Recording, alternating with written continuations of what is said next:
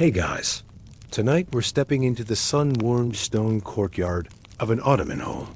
Sometime in the mid-1600s. You're not a guest here, you live here.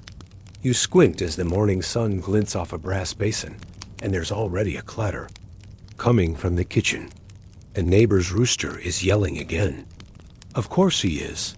Your first breath of the day smells like damp clay, toasted cumin, and a pot that's been simmering since dawn. A lentil stew, most likely. But which kind? There are at least 11 to choose from, and your neighbor across the alley insists on ranking them in moral order. You're not convinced she's joking. So, before you get comfortable, take a moment to like the video and subscribe, but only if you genuinely enjoy what I do here. And while you're at it, let me know where you're listening from and what time it is for you, especially if you've already got one eye closed. Now, dim the lights. Maybe turn on a fan for that soft background hum, and let's ease into tonight's journey together. You step over the cat that's claimed your doorstep. It's the striped one, the one that only visits when you're cooking something with butter. You suspect she understands Ottoman dairy laws better than you do. Inside the kitchen, you set your hands to the morning tasks, refolding yesterday's linen towels, poking last night's embers back to life, and shaking out your best apron knot. The one with the stitched edge, the other one with the secret pocket for rock salt. Your fingers work automatically. This isn't just cooking. It's morning choreography. A large clay pot sits low over the heat. You squint into it. The surface is still, thick, faintly greenish-brown. Maybe green lentils with a bitter herb base? Maybe not. The scent's mellow, grounding, earthy in that familiar way. It makes you think of rain on old sandals. You grab a wooden spoon and stir. Slowly, clockwise. You're not superstitious. You just don't want to upset the air pockets. The mixture burps. A tiny fleck lands on your wrist. It's hot. You don't flinch. You've been lentil burned 100 times before. You're basically immune. The door creaks and a cool breeze drifts in. It carries the scent of fig trees and a faint whiff of soap from the hammam down the alley. Somewhere, someone's already arguing over bread prices. It's shaping up to be a normal day. Outside the window, your neighbor Selma is already scolding her oldest daughter for scrubbing lentils too aggressively. They'll split, she cries, as if split lentils were a gateway to social collapse. You glance over your own sorting bowls. Red lentils for today's soup? Sure, but maybe a pinch of black lentils for thickness. Yellow for contrast. Or is that showing off? Historians still argue whether housewives of this period used lentil colors symbolically, or if they were just working with whatever hadn't gone weevil soft in the back of the jar.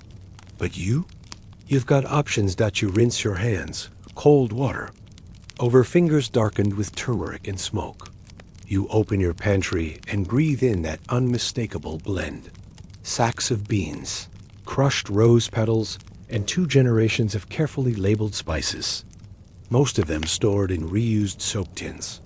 Tucked behind the preserved lemons is the real prize, your stash of prized green lentils from Kenya.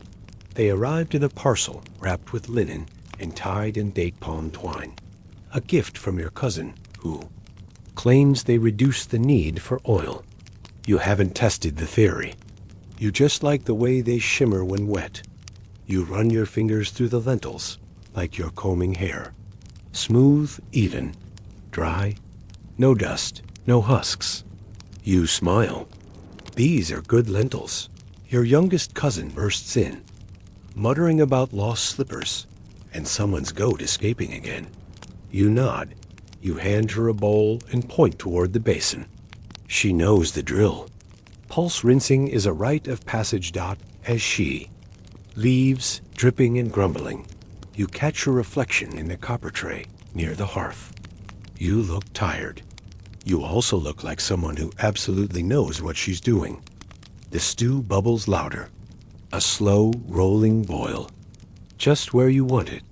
You lean in, stir gently, and sprinkle in a poundful of dried mint crushed last week. Dried. Under cheesecloth on the sun-bleached WINDOWSILL dot. And for a moment, all is quiet. Just you, a pot of lentils, and a kitchen full of early light. The market lane is already buzzing by the time you step into your slippers and tighten your scarf. Your basket swings at your side with a comfortable weight. It's been woven so long it smells permanently of dried herbs and old sesame oil. You know every bump in the alley by heart, but you still glance down to avoid stepping in anything fresh. Left behind by the neighborhood donkey, the one with the chipped ear, the one who thinks he owns the road. You don't argue. He's bigger than you. The path curves under a patchy grapevine trellis that once belonged to your great aunt. She planted it decades ago, and though it now spills half-dead leaves into your path and sags under the weight of dust, everyone in the neighborhood still calls it her shade. You touch the vine out of habit as you pass, then step into the soft chaos of the market square. The sound comes first. Voices rising and falling like laundry in the wind.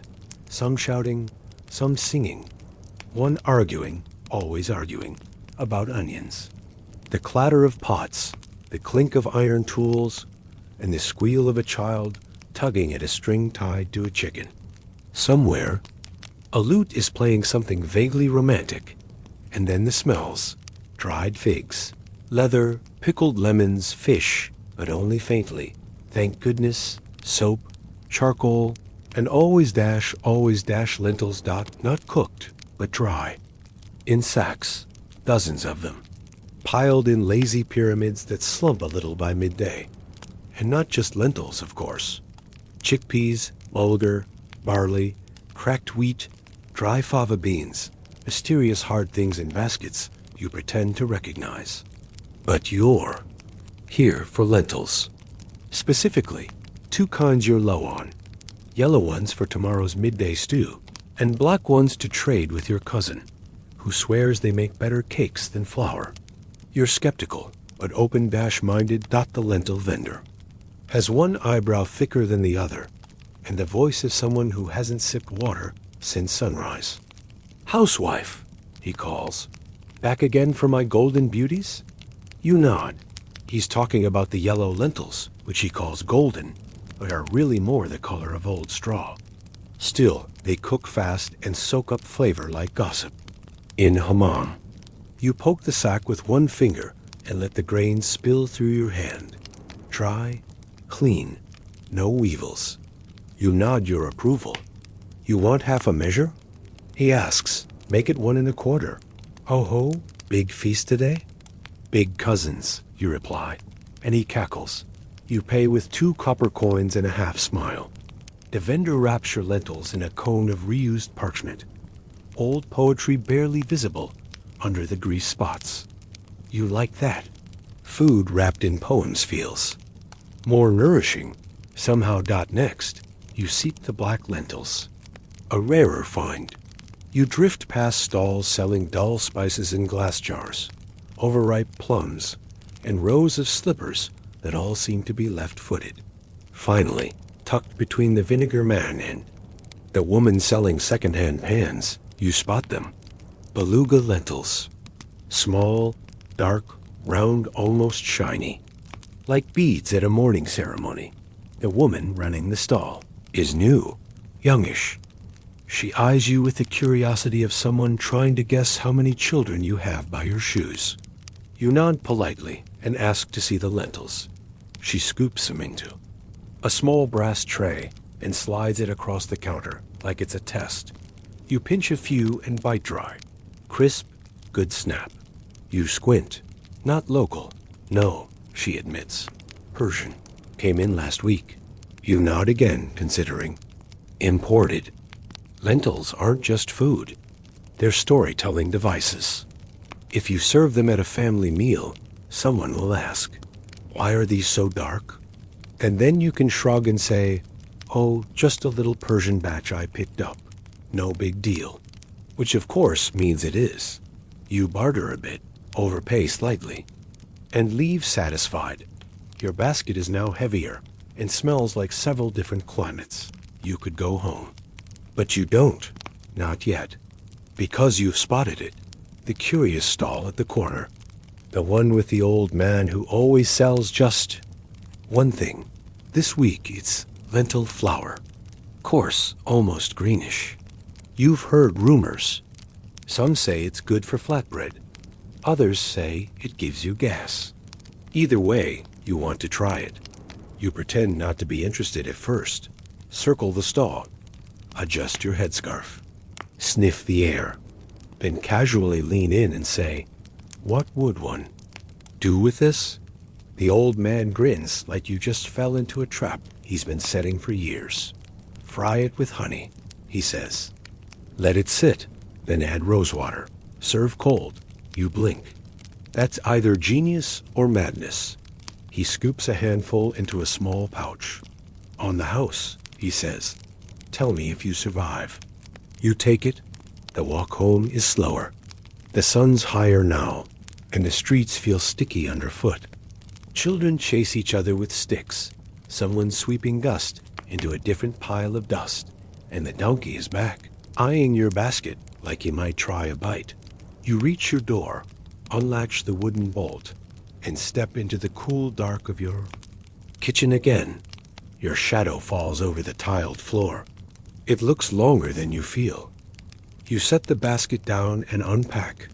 Yellow lentils into the glazed green jar, black lentils into the one with the chipped lid, and the lentil flour. You stare at it, still unsure, but curious. You roll your sleeves, rinse your hands, and set water to boil. You're up early the next morning, long before the rooster even pretends to remember his job.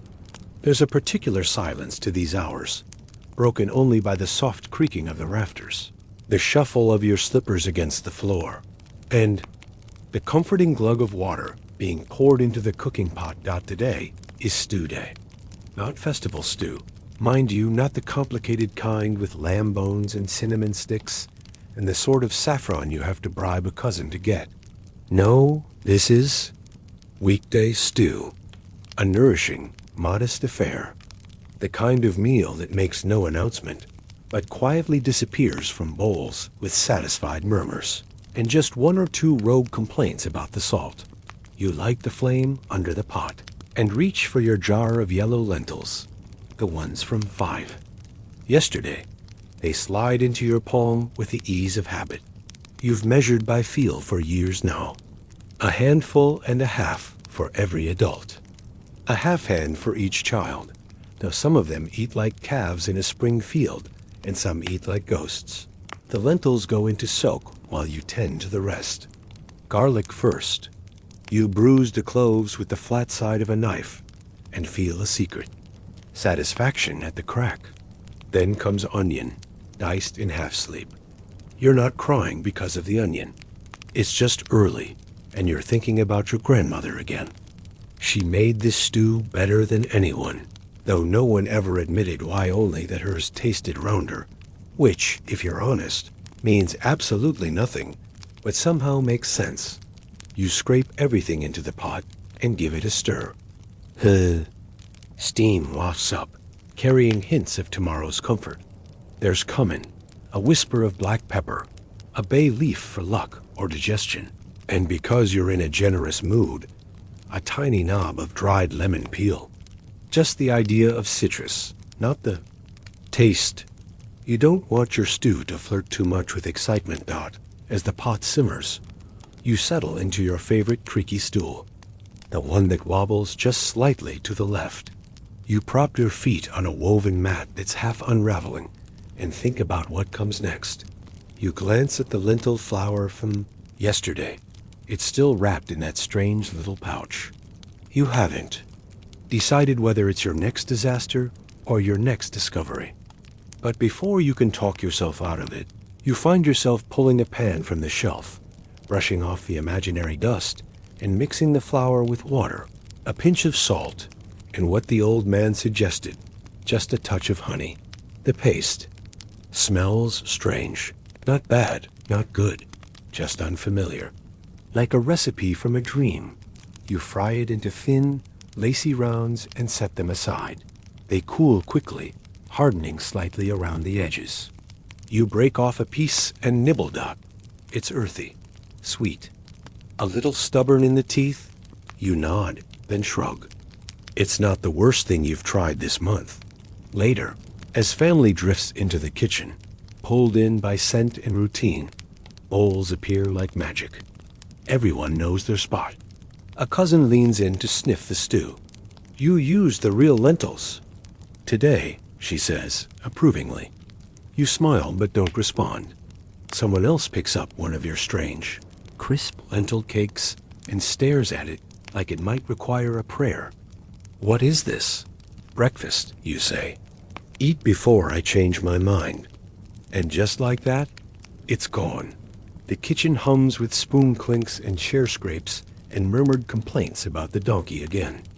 Outside, the neighborhood begins to stir. The baker's boy is already sprinting past with an armful of flatbreads. He never looks where he's going. The same chicken from yesterday tries to follow him, wings flapping like he owes her money. You slip into your sandals again. Dot, it's not that you have to the market every day, but if you don't, you miss things, new arrivals, rumors, wild claims about lentils that make broth change color. You've fallen for a few tricks, sure. Who hasn't? But you've also found treasures. Dried mint from a grandmother's rooftop, smoked chickpeas from a chiche, traveling merchant, and once, a tiny satchel of pink lentils that turned out to be just dusty red ones, but they made you smile anyway. Today, you're looking for the orange ones. They're not your favorite, but they're fast. They cook in half the time, go well with tomatoes, and they don't hold their shape perfect for thick, comforting mush that sticks to rice and makes toddlers stop whining. They also foam a bit during boiling, which you secretly enjoy because it gives you something to do with your skimmer. You find them near the copper cellar, buried under 2 sacks of cracked wheat and guarded by a particularly moody teenage boy. He doesn't look like he knows what lentils are, but he's in charge today, Dot. You hold up a handful. These local? He shrugs. You sniff them. Smell fresh. Still a shrug. You sigh and offer half a silver. He shrugs a third time, which you take as approval. Dot, back home. You rinse the orange lentils and set them aside. You're not cooking them today. No, today you're testing a theory. You read somewhere, don't ask where, that if you grind orange lentils into paste and steam them in banana leaves, they become sweet. You don't have banana leaves, of course, but you do have fig. Close enough.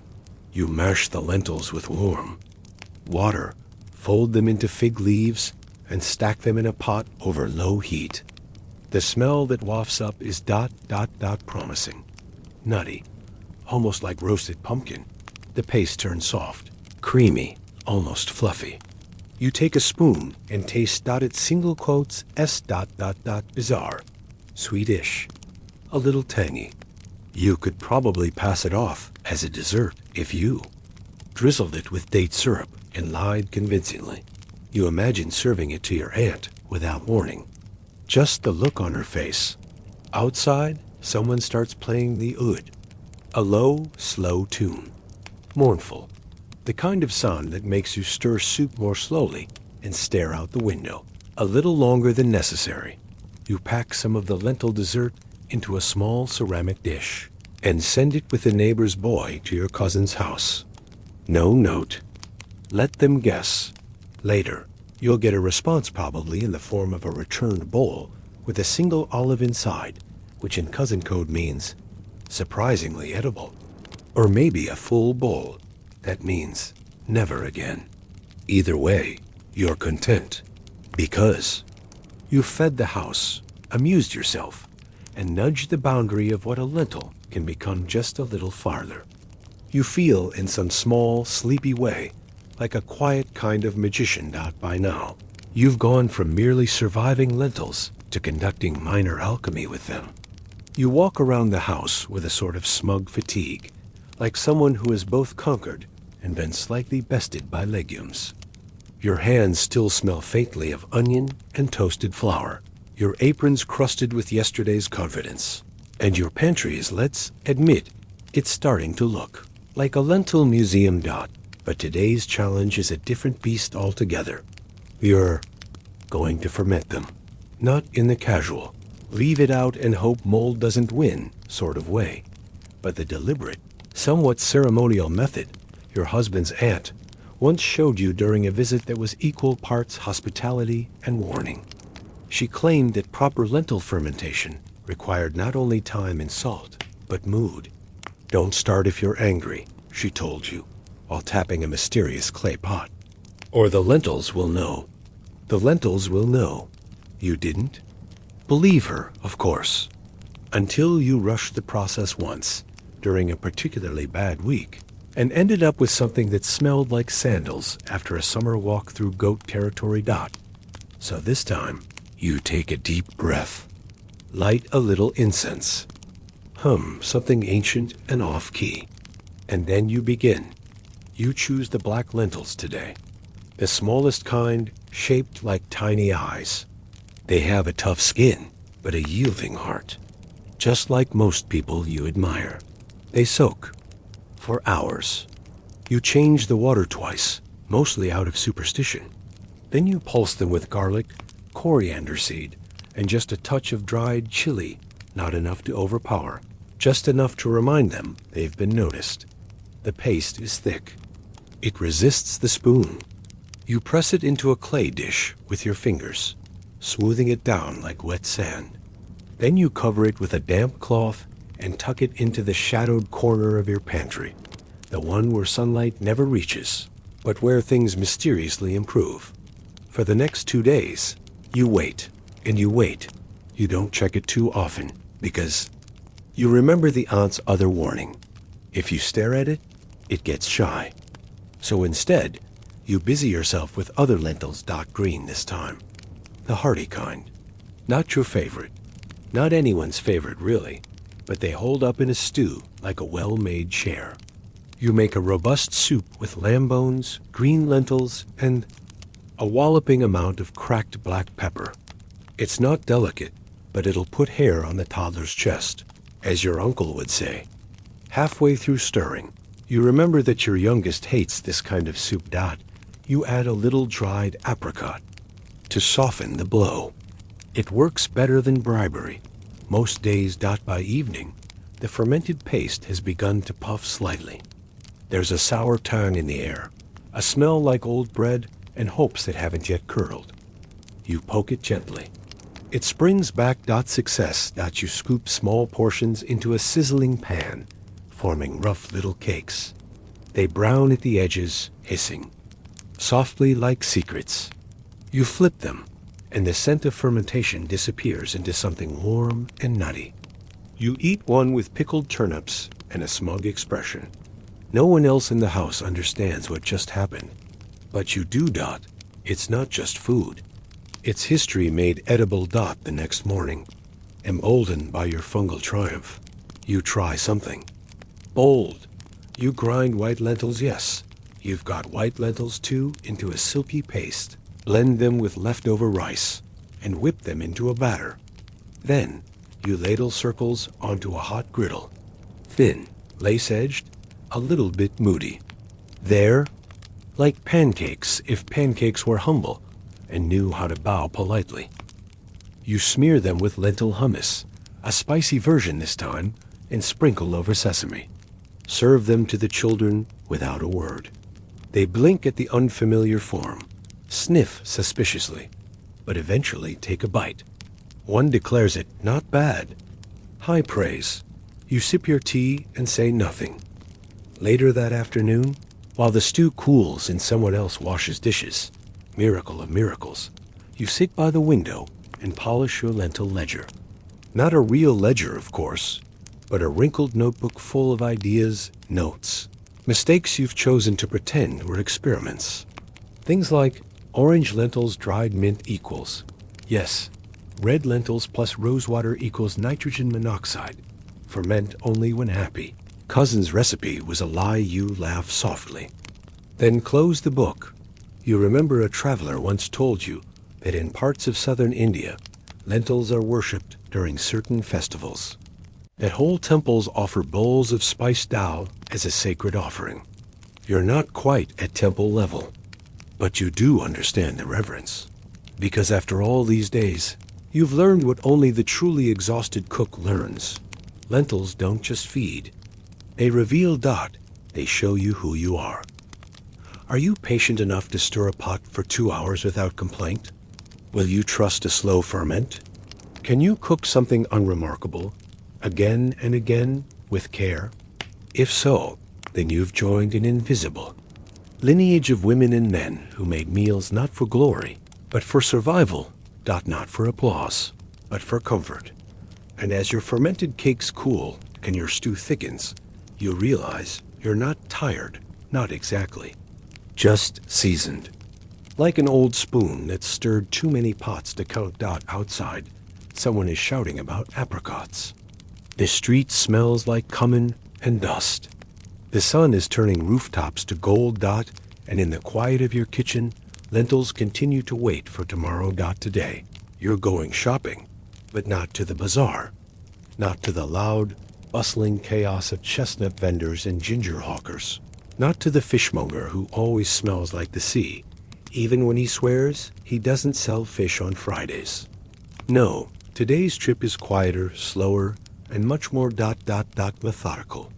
Heading to the cupboard, the spice cupboard, that narrow, heavy-shelved miracle of a place where old jars rattle with the dried-up history of a dozen empires, where tiny cloth pouches hide saffron like it's contraband, and where each drawer seems to contain some version of thyme, ground fine or curled into bark.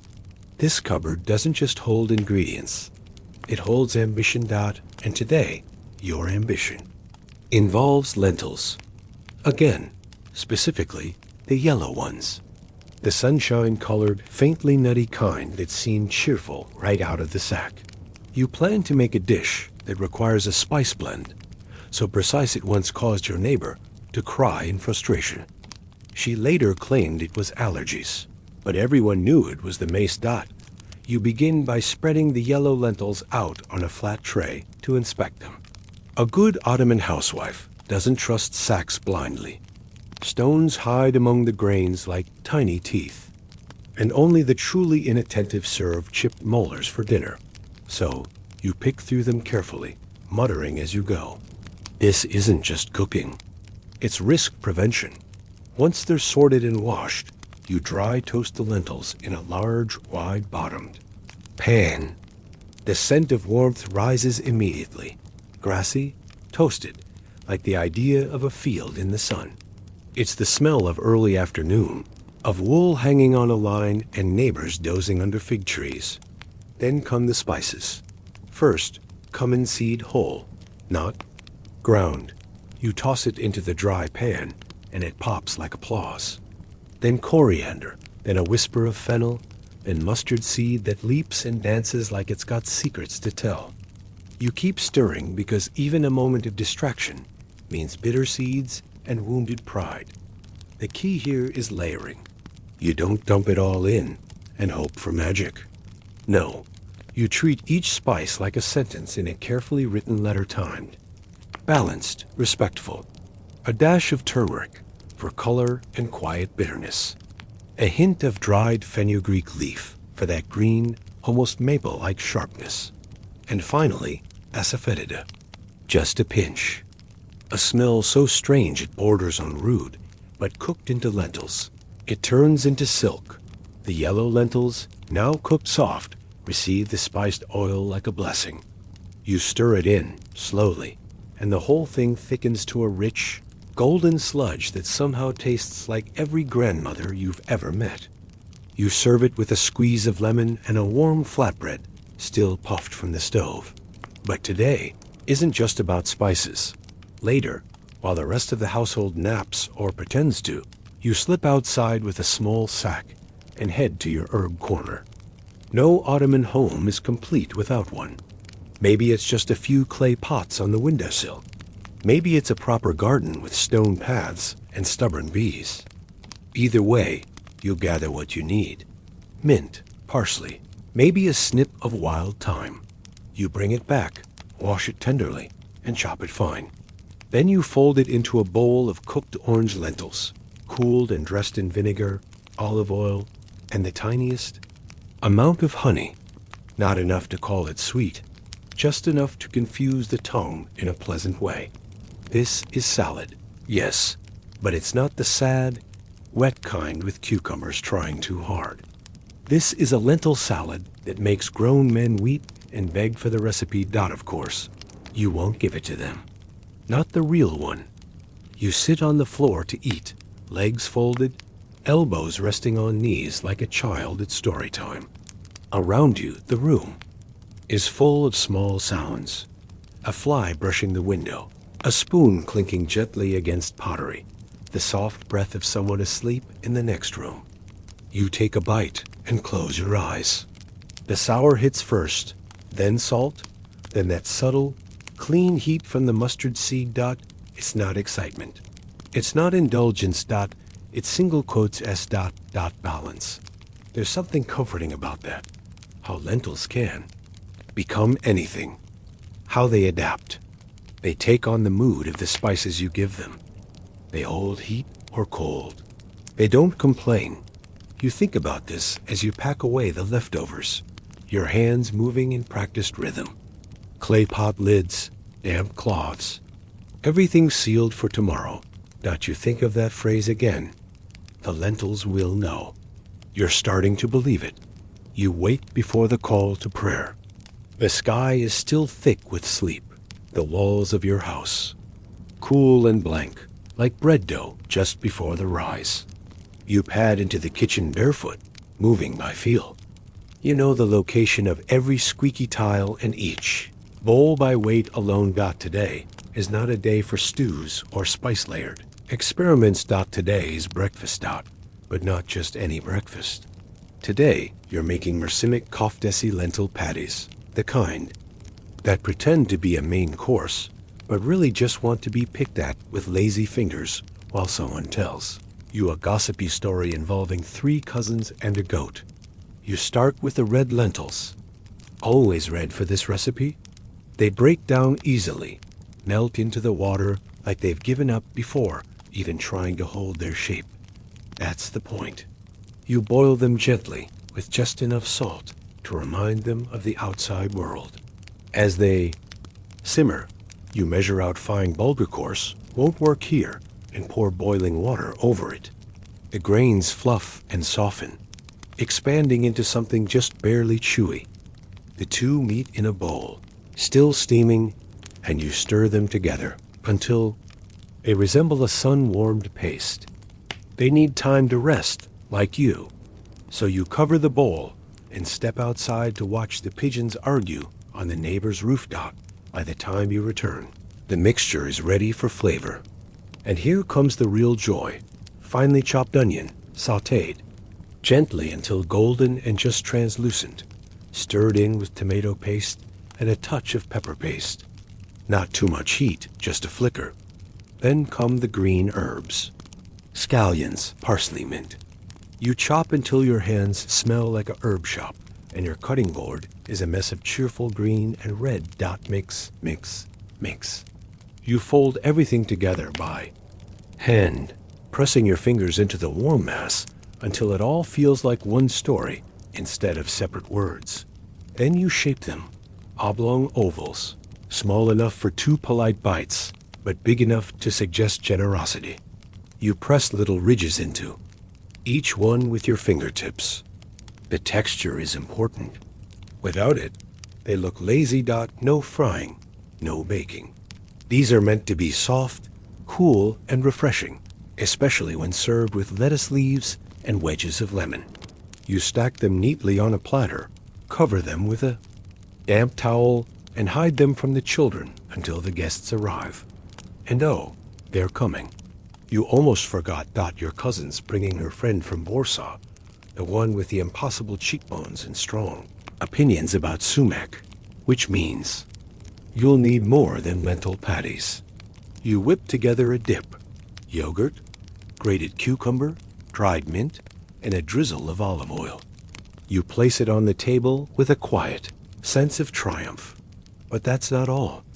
You still have those dark brown lentils from last week. The meaty ones, chewy, like roasted chestnuts. You cook them up quickly in broth, then spoon them over thick slices of sourdough fried in ghee. A kind of poor man's toast, but you'll call it rustic and get away with it. You slice up pickled onions, thin, bright pink, vinegared enough to wake the dead. Scatter them over the toast. The result is something oddly elegant, as if you meant it to look this way. When the guests arrive, the table is full, not of meat or elaborate roasts or golden, glistening desserts, but of lentils in every mood. Lentils that are trying to impress. Lentils that you think about how many forms one ingredient can take. Red, green, yellow, black. Fried, boiled, mashed, cold, hot, soupy, cakey, roasted. Sweetened once in that one failed experiment with molasses. Better not to speak of it. You realize that being a housewife in the Ottoman Empire means many things. Managing people, preserving food without a refrigerator, and making guests believe you spent 3 days on something you whipped together while the laundry dried. But mostly, it means learning the moods of your lentils, knowing when to coax, when to toast, when to just leave them alone. Because you're not just feeding people. You're maintaining a delicate, delicious balance. 1 spoon at a time. You spend the morning chopping parsley. Not because it's essential, but because it's meditative. You need something repetitive, something rhythmic. The house is unusually quiet for such a loaded day.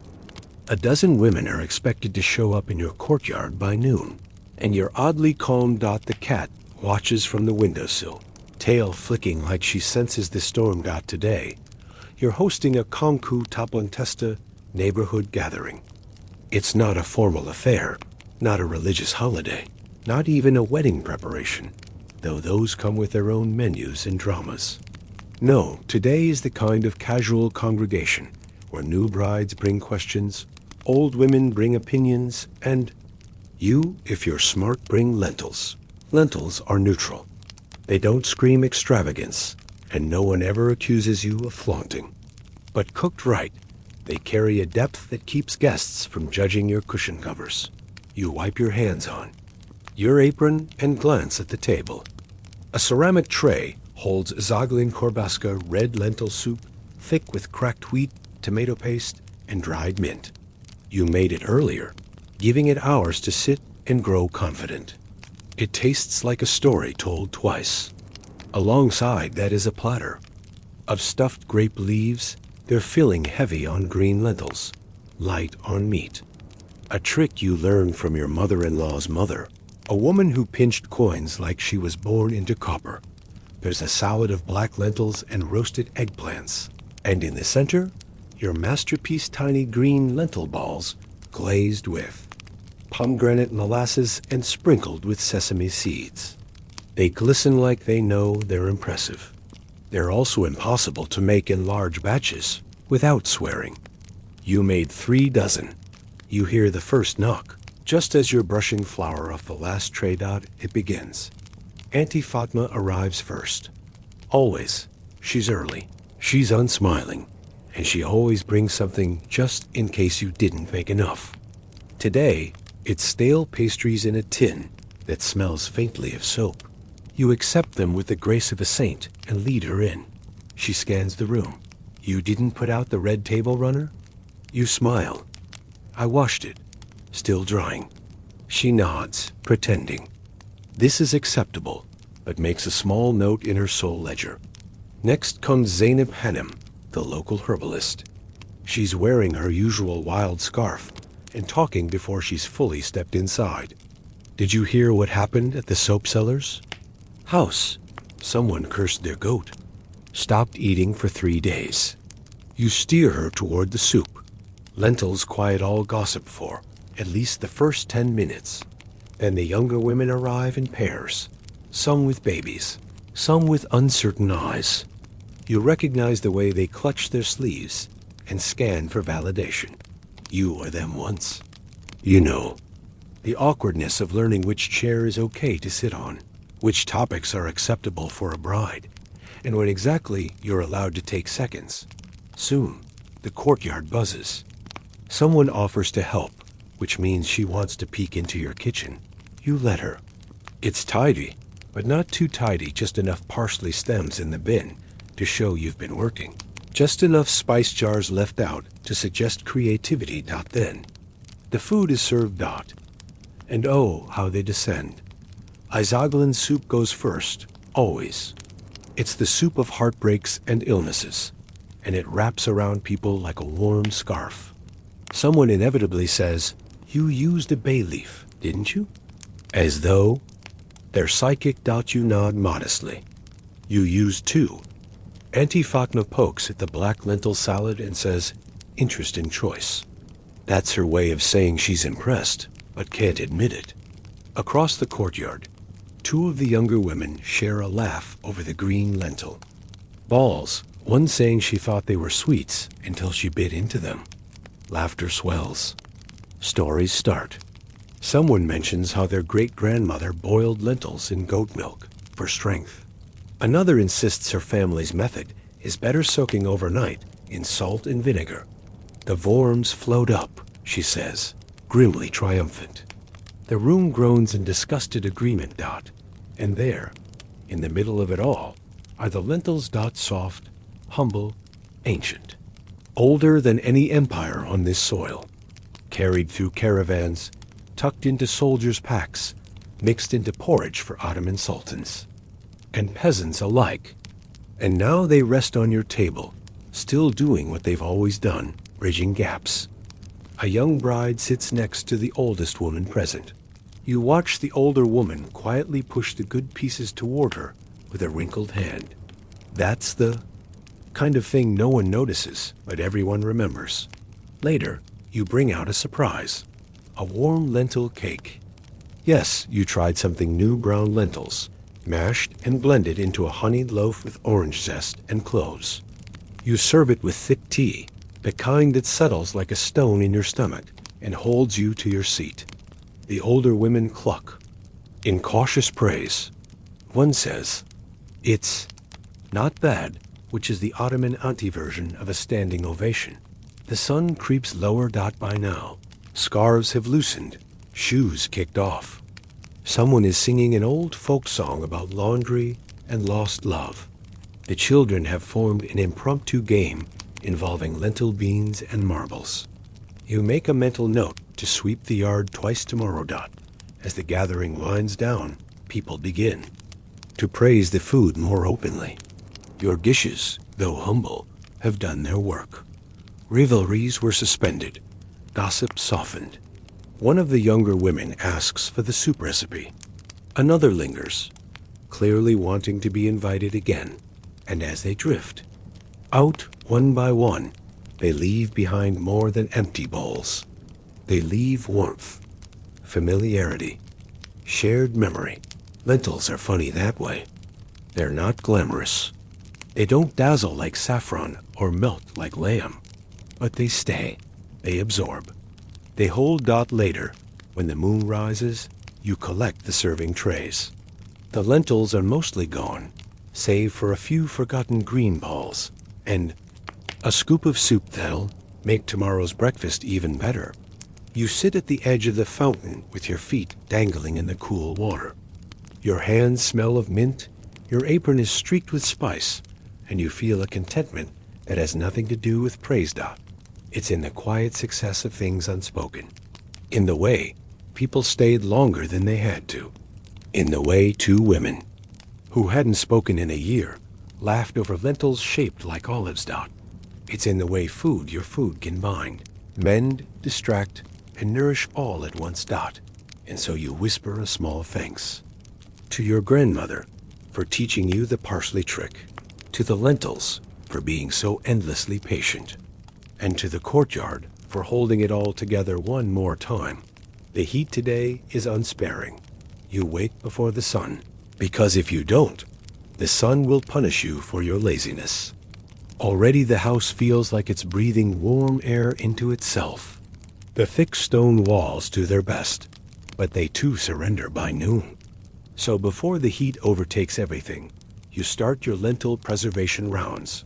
Preserving food is not just a seasonal task, it's survival theater. It's part science, part superstition, and part gossip. You remember your grandmother warning, never salt lentils when you're angry, they'll stay bitter.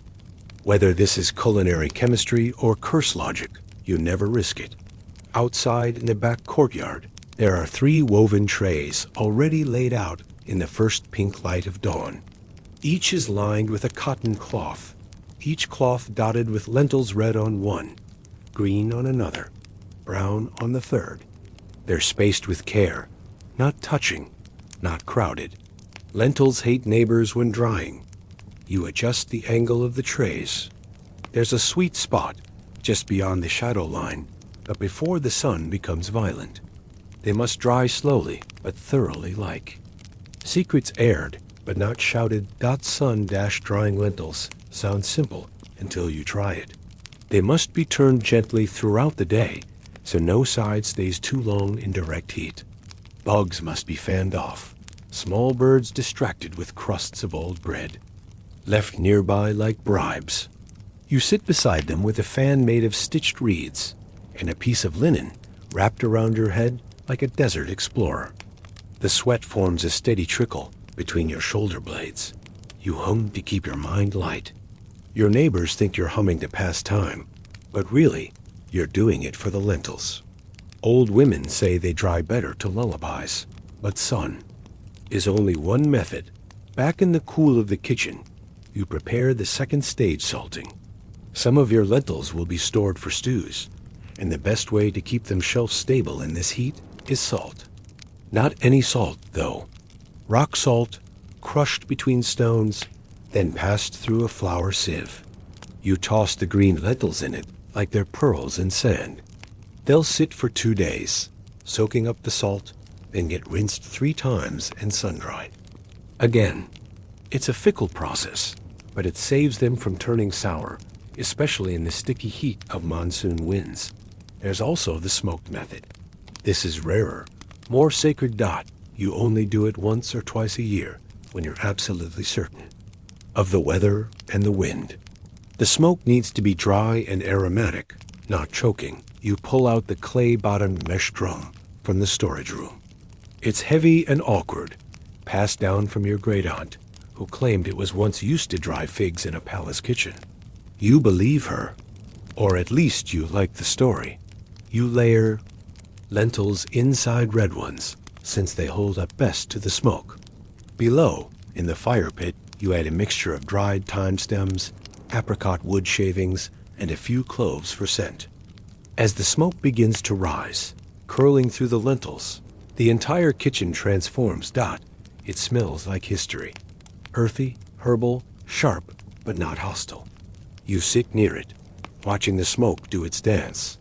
If done properly, the lentils will take on a slight smokiness, barely perceptible, but unmistakable when added to soups in winter. A secret ingredient, a whisper of July on a cold January evening.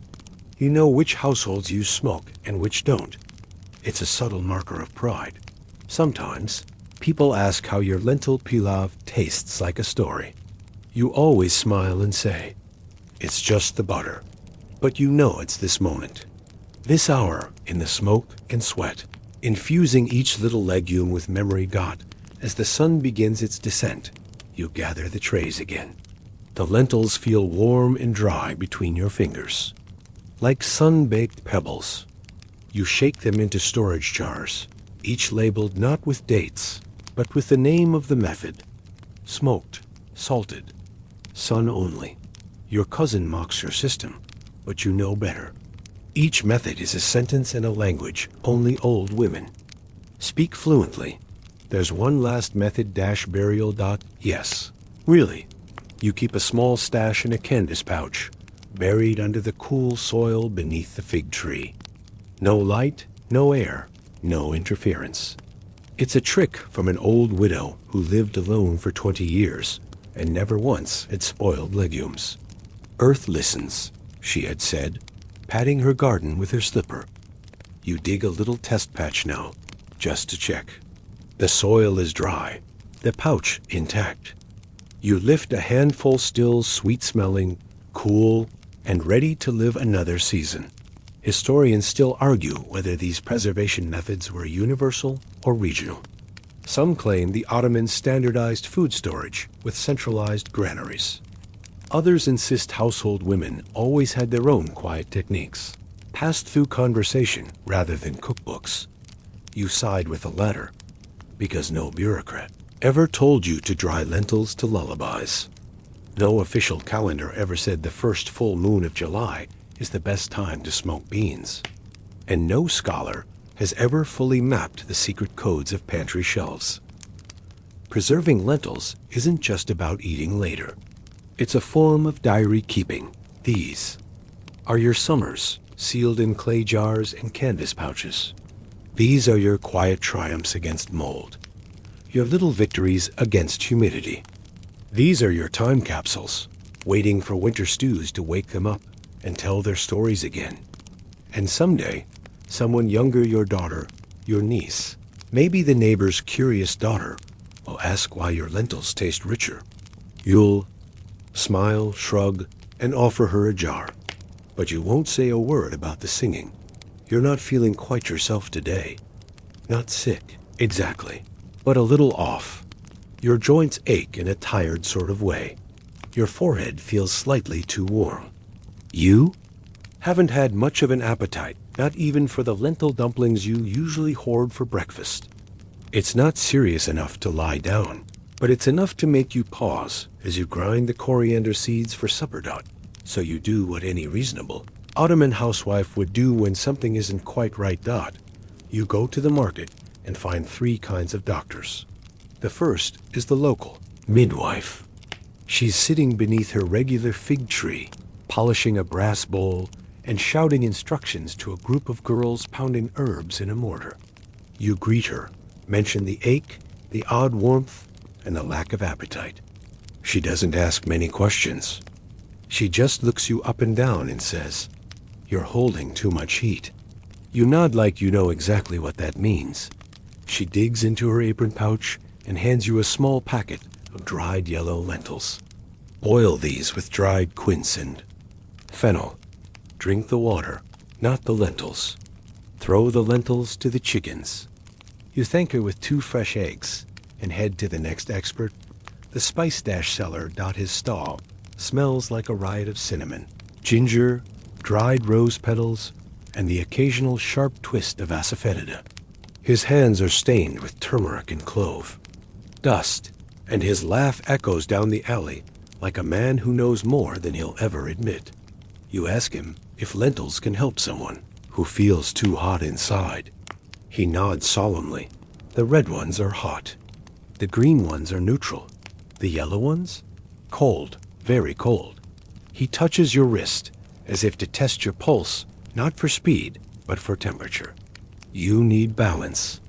You probably ate garlic too late at night again. He packs a cone of mixed cooling herbs, mint, barberry, dried cucumber skin, and suggests you brew it with green lentils and serve it over cold rice. Not stew. Stew is for the cold months. It's not even noon yet, and you've already received 3 new recipes and 2 personality diagnoses. Your final stop is a Greek physician who's been staying with a local merchant's family. He's not dressed like a doctor. He wears a well-cut kaftan and smells faintly of rosewater and sweat. He speaks your language with an accent you enjoy listening to. It sounds like he's chewing every word before offering it up. He listens carefully as you explain your symptoms. Then he smiles. "Ah, you have a sluggish liver, or perhaps a melancholic imbalance. Lentils are good if taken with cumin." He explains how different lentils affect different humors in the body. Red lentils, being warming and drying, are good for phlegmatic conditions, he says. Black lentils, which you rarely use but have seen in spice caravans, are heavy and grounding, best avoided if you feel weighed down. Green lentils, meanwhile, can calm the stomach, but must be tempered with warming spices, or else risk dulling the spirit. Dulling the spirit is a diagnosis you hadn't considered before, but it makes perfect sense. He also tells you about a poultice made from lentil flour and vinegar for swollen joints. You remember your cousin used it after twisting her ankle during egg preparations. You thought it was an old wives' tale. Apparently not. Crush the lentils into powder, mix with strong vinegar and a bit of goose fat. Wrap it in cloth and bind the foot overnight. You raise an eyebrow at the goose fat. What if I don't have a goose? Then borrow one. He shrugs. This is medicine in your world. Not charts and white rooms, but borrowed wisdom and edible cures. The line between food and remedy is soft and often imaginary. You return home with a bag full of lentils, a string of prescriptions, and a new respect for your pantry. You study your jars with a new eye now. Each one could be medicine, or poison, or both, depending on the timing got. You try the yellow lentil water first. It tastes faintly nutty, with a whisper of quince. It doesn't cure you right away, but it comforts you. The warmth in your head dulls, and your appetite returns slowly, just enough for a few spoonfuls of rice and lentils with cooling herbs as you lie down for a mid-afternoon nap. You remember something the Greek doctor said in passing. Historians still argue whether lentils were more food or more medicine in the Ottoman world. Perhaps they were both, or neither. Perhaps they were simply necessary. And as you drift off, the thought follows you: what other ingredients in your kitchen are quietly watching over you, waiting for the day you need them to be more than just food. The call to prayer drifts through the morning air, low and mournful. Not the usual tone today. It seems to hover heavier in the atmosphere. You already know why. Word came yesterday that your neighbor, old Akanim, has passed. She was nearly 90, and as far as anyone could tell, she'd outlived 4 husbands, 6 cats, and at least 2 generations of apricot trees. She never wore shoes in the house and never served guests without offering lentil soup, even in the summer. Now it's your turn to return the favor. You tie your scarf tightly under your chin and step into the kitchen to begin the quietest cooking you'll do all year. No spices too fragrant, no frying nothing that might jolt the heart. This is a meal for morning. Comfort is the goal. Simplicity is the rule. You soak red lentils while the water boils. Red, because they cook fast and melt easily into a thick, soothing soup. As the lentils soften, you stir slowly, carefully. No music plays. Even the children seem to be whispering today. You add a single chopped onion and a bit of crushed garlic, just enough to taste. A spoonful of tomato paste, nothing too bold. Then, as it simmers, you do the traditional thing. Drop in a small slip of cloth with their name written on it, tucked into a tiny cloth pouch. Not to flavor the soup, of course, just to honor the soul whose absence it marks. This is not superstition. This is habit with a heartbeat. As you pour the soup into copper bowls for the visiting mourners, you marvel at the paradox that lentils, of all things, should be the food of sorrow. But it makes sense.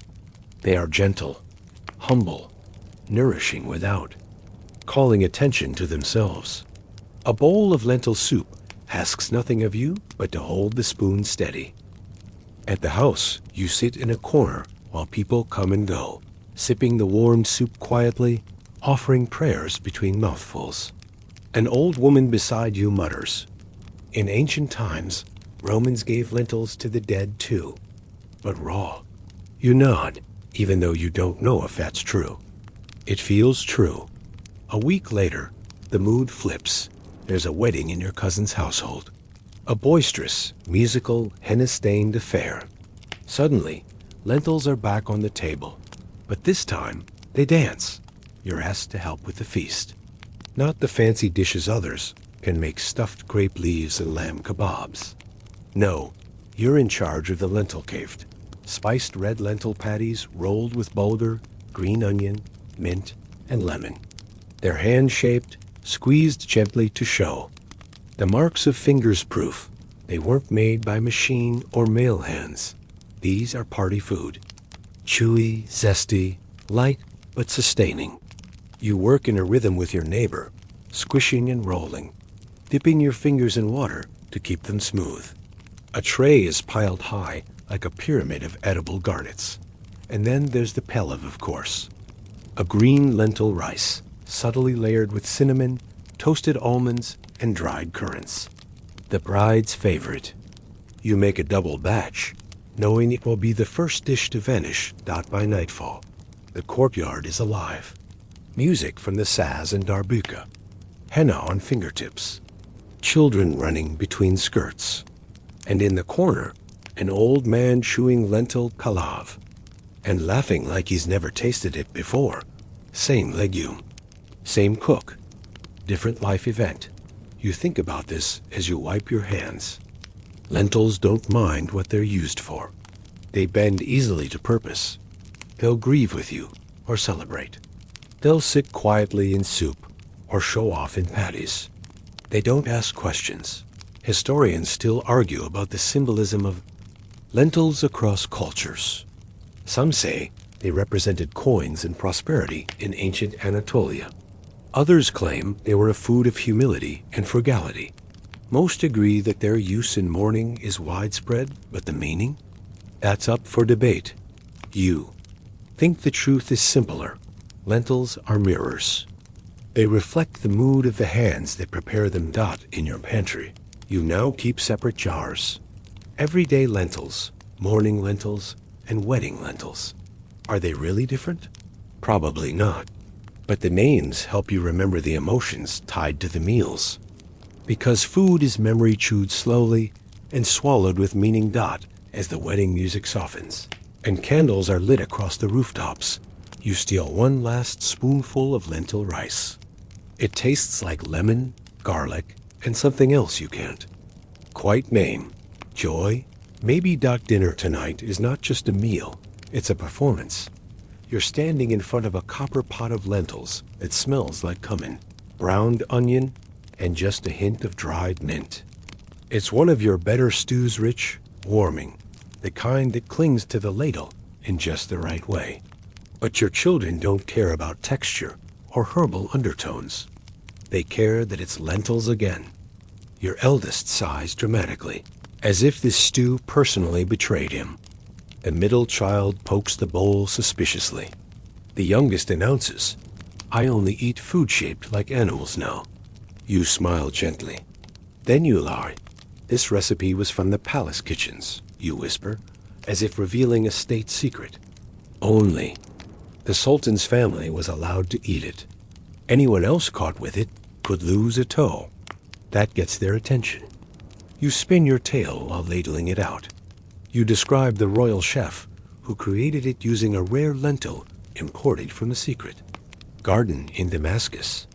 You mention the Sultan's daughter, who was so picky, she refused to eat unless her food smelled like rain and courage.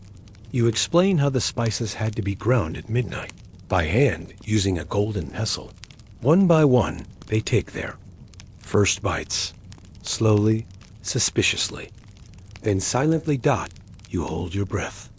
The youngest licks the spoon and declares, "Tastes like bravery." You don't laugh. Not yet.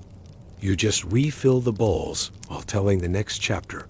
How lentils helped save a city under siege. Or how one clever princess cooked them so well. A prince proposed before even finishing his plate. You've done. This before. In fact, you have an entire mental library of lentil stories ready to deploy, depending on the mood. Sometimes you tell them how green lentils were discovered by a desert shepherd who noticed his goats became stronger after grazing on the plants. Sometimes, when the children complain about the slimy bits, you describe the invisible onion, a mythical ingredient that brings strength, but vanishes before it can be seen. You don't see it because it only shows itself to grown-ups. You say, "If you taste it, you're halfway there." They don't love lentils, but they love magic. You've even gone as far as shaping lentil mash into little boats and animals. For one particularly stubborn phase, you used hollowed-out walnut shells and toothpicks to float lentil sailboats across shallow bowls of soup. The boats always capsized, but the children still cheered. Sometimes you bribed them outright. 3 more bites, and I'll tell you the story of the pirate who only ate lentil stew. Other times you turn the meal into a game. Which one of you can guess which spice I used today? And every now and then, when you're just too tired to pretend, you call it brown mashed things and serve it with flatbread and a resigned smile. And yet, over time, they eat that not always happily, not without protest. But the lentils go down. They become familiar, predictable, part of the rhythm. The children start to recognize the difference between green and red, smooth and grainy. They know that lentil soup means someone's tired, and lentil kafed means something special is coming. Historians still argue whether food traditions past, down to Ottoman households, were shaped by necessity or taste. Some say lentils were simply cheap, filling, and available. Others insist they carried cultural weight, that feeding lentils to children wasn't just about sustenance, but inheritance. You think both are true. You're not just feeding their stomachs. You're feeding their memories, their stories, their sense of what home feels like. Even if they grow up and decide they hate lentils forever, they'll remember the steam on the windows, the smell of cumin, the way you always told a story at the table. One day, they may tell their own children about the invisible onion, or the lentils that made them brave. And that, you think, is nourishment enough. Tonight, you cook like an alchemist, not because the ingredients are expensive, quite the opposite. Just another pot of green lentils, resting heavy in a copper-bottomed pan, waiting for their moment. But what you have isn't a recipe. It's a whisper, a memory, a risky little dare. You're going to improvise. Lentils, for all they're humble. Reputation are secret keepers. They carry spice beautifully more politely than beans, more flexibly than rice. If you listen closely, they'll tell you exactly what they want, Dot. So you start with what you know. Sautéed onions in oil, caramelized, until they go soft and golden. That's the base note. You sprinkle in cumin, of course almost too obvious. A touch of dried mint, because you grew up watching your grandmother crush it between her palms like it was sacred. And just when the kitchen starts to smell familiar, you throw in something unexpected. Dried rose petals. Not many. Just enough to make you nervous. You found them in a paper pouch at the bottom of your spice basket, left from an old tea mix. Crumbled delicately between your fingers, they settle like silk into the pot. You stir, then add your lentils, softened from their soak. The water bubbles up, clouded slightly by starch. Now comes the second surprise. Pickled lemon peel. Thin. Slivers, almost translucent, tucked between lentils like tiny golden ribbons. There's no name for this dish yet. It's half invention, half memory. A dish for no occasion. A meal you'll either regret or immortalize. You let it simmer low and long. Lentils hate to be rushed. As the aroma deepens, you remember something else hidden at the back of the pantry. A small jar of mutton drippings from 2 nights ago. Rich, spiced, solidified into a creamy disc.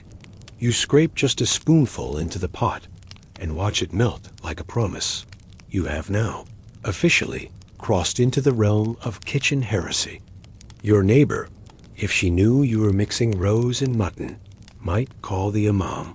Your sister would. Say you're wasting good lentils.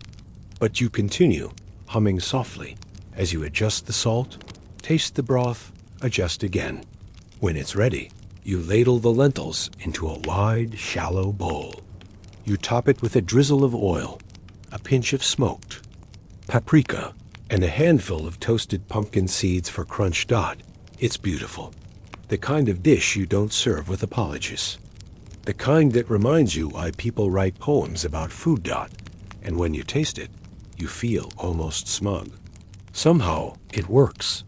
Historians still argue about what spices were truly Ottoman and which were borrowed, traded, or smuggled in from neighboring empires. Some claim dried sumac was favored across Anatolia.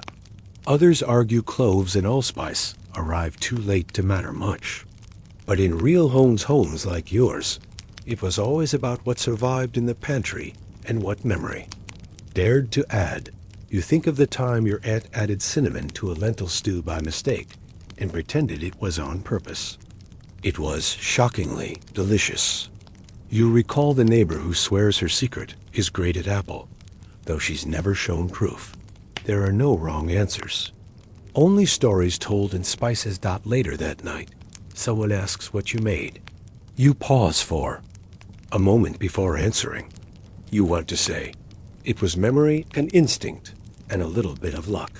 But the table must lie tonight. You smooth the cloth embroidered ivory over the wooden surface, pressing out imaginary creases with the flat of your hand. You light a single candle, not for romance, but so the light glows soft and forgiving. Outside, slippers shuffle closer and laughter carries up the alley. Guests are coming. And you? You are out of everything. No lamb, no chicken. The butcher was closed. No fish, unless you count the salted kind that tastes like regrets and dried tears. What you do have, however, is the eternal friend of the financially squeezed and spiritually stubborn. A big clay jar of lentils. You pause in front of it like it's a challenge. Not because you mind eating lentils by now. They've proven themselves worthy companions in illness, feast, boredom, and winter. But because your guests, polite as they may be, come from homes where lentils are whispered about, not served proudly.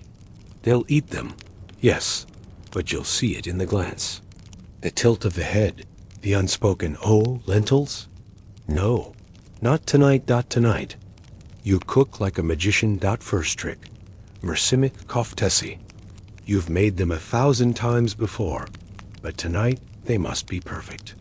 You simmer red lentils until they're soft, almost collapsing into mush.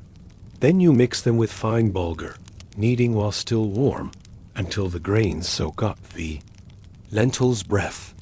Now comes the flavor layering. Grated onion, tomato paste, salt, cumin, crushed red pepper, lemon juice, and more mint than you think is proper. You drizzle in. The stairs creak softly beneath your steps, but you know how to walk them without a sound. You've done this before many times, in many seasons, but tonight is different. Tonight is quiet in a way only well-earned peace can be. You push open the rooftop door and step into the embrace of the night. The breeze is soft, brushing your cheeks like an old friend. Above, the stars scatter lazily across the velvet sky. The moon hangs low and round, watchful, but not intrusive. And in your hands, you cradle a small clay bowl, still warm, filled with lentils. You sit, not to escape, not to hide, just to be. The city below hums with sleep. Someone's dog barks once, then thinks better of it. Somewhere else, water drips steadily into a forgotten basin. But up here, everything is still. Your only companion is the leftover bowl. The same lentils from earlier, now cooled slightly, thickened with time. You dip your spoon slowly, savoring the quiet, the calm, this weight of everything you carried today. You remember other nights like this, when you were younger and the moon seemed closer. When your hands were still clumsy with spice, still uncertain about how long to soak the green lentils before they gave up their toughness. When you thought cooking was just a task and hadn't yet realized it was a form of remembering. Because every lentil tells a story, doesn't it? You think of the tale your aunt told about a girl who sifted lentils so quickly the Sultan noticed her through the palace wall. or the old wives' tale that dropping lentils in boiling water could predict whether a marriage would last, and the darker one, the one about famine, and how a single lentil found under the table meant someone would love, stories wrapped in legumes, legends born of hunger and hope. Historians still argue whether the Ottoman lentil dishes came from Persia or evolved locally from Anatolian folk recipes. Some trace the origins back to Bronze Age Mesopotamia. Others insist that the modern flavors, the mint, the lemon, the red pepper, only bloomed in the last few centuries. But you don't need to trace a family tree of stew. You know what matters. Lentils stayed, through empire and sultans, through plague and feast. Through grain taxes and rising firewood prices, they stayed. And what of the housewives of the future? Will they still soak them by hand? Will they know to add cumin only after? The onion soften? Will they understand why lentils should always be stirred with a wooden spoon, never metal? You smile to yourself. Maybe not. Maybe they'll open packets instead of sacks. Maybe their stoves will be smart, their salt measured by app, their boiling, water summoned by voice.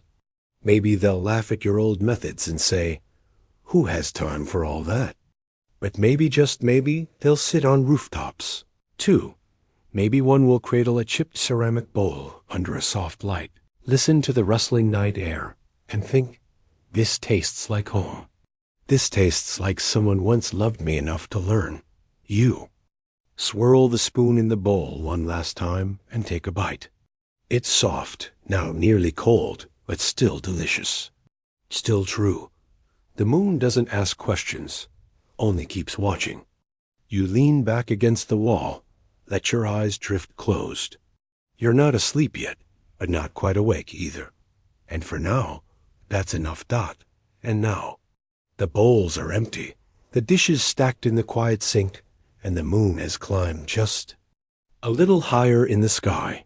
Your eyes are heavy, your limbs a little softer, and somewhere between the memory of a boiling pot and the hush of a wooden spoon against ceramic, sleep is beginning to wrap itself around you. There's no rush, no urgency, just the gentle weight of night pressing in, reminding you that rest, like lentils, comes slowly but surely. You did enough today, stirred enough, seasoned enough, listened enough, loved enough. The world outside your windows carry on its footsteps and fires, its laughter and longing. Up here, in this small imagined rooftop kitchen of your mind, everything is in its place. The air smells faintly of spice and soot. The stories have been told. The soup has been served, even. If no one else remembers what Ottoman housewives did with 11 kinds of lentils, you do, now at least. In your dreams, maybe you'll return to the kitchen, tie your apron once more, and pick up the ladle just as the sun begins to rise. But for now, let your breath slow. Let your fingers unclench. Let your thoughts drift like steam off a simmering pot. You've earned your rest, and if you dream of lentils tonight, may they be warm and perfectly seasoned, and served in a bowl that fits just right in your hand. Good night. End of script. Sweet dreams. The inner walls were smoothed meticulously, not just polished, but leveled. The joints between stones were so precise you couldn't fit a knife blade between them. This minimized sound absorption, allowing echoes to travel. And the floor was slightly concave, sloping just enough to carry vibration toward the center, where, some say, a statue of Vishnu once stood, ringed by burning lamps. People would come here to pray, or think, or just possibly to listen. Because Angkor Wat wasn't just a place of ritual, it was a place of sound. Each hour of the day had its own auditory pattern. Morning brought the clink of chisels and the rustle of brush brooms. Midday was quieter, nap, time for many workers, interrupted only by ladles striking iron rice pots. At dusk, flutes sometimes played from the western gallery, echoing eerily against the sandstone. And then there were the bells, small bronze bells, no bigger than a walnut, were tied to temple corners, to scaffolding ropes, to the handles of water pots. When the wind picked up, they rang softly, randomly, like whispers. Some believed these bells warded off malevolent spirits. Others thought they simply helped workers find their way in dim corridors. But there's one bell whose story has lingered. It's hung in a niche behind the Hall of Echoes, not on display, but half hidden in a stone recess. The niche had no religious carvings, no inscription, just a space, worn smooth by many hands. The bell itself was simple, bronze, slightly cracked, its clapper replaced with a pebble wrapped in silk. According to one 13th century Chinese traveller, this bell was rung once per week, always by the same person, a woman, no longer young, who arrived with rice cakes and a jug of sugar water. No one knew her name. She walked alone from the east, always barefoot, always at dawn. She rang the bell, waited, and left. No records tell us what the bell was for. Some say it marked a lost worker, others a hidden ritual. Perhaps it was nothing, or perhaps it was everything. A soft note in the quiet song of a temple being slowly carved into time, and just outside the temple walls, in the growing villages that sprawled along the barres, life churned on in slow, careful rhythm. Children carried bundles of palm leaves to the kitchens. Elderly scribes recopied crumbling palm manuscripts. Young girls wove reed mats in patterns handed down by grandmothers. Oxen trudged the canal banks, flattening soil after monsoon rain. They did not see themselves as part of history. They were not building a wonder of the world. They were simply doing the work. But with each stone set, each carving cut, each quiet task remembered, they bound themselves to something that would outlast them all. And still, a question lingered, in the minds of many. What would happen when the jungle came back? Because even then, as the temple reached its full form, the forest pressed in. Vines crept into scaffolds. Tree roots cracked lesser walls. The workers knew that one day the kings would fade and the songs would stop. But maybe, just maybe, the temple would whisper its own story. If someone was quiet enough to listen. The last block was set. No ceremony, no fanfare.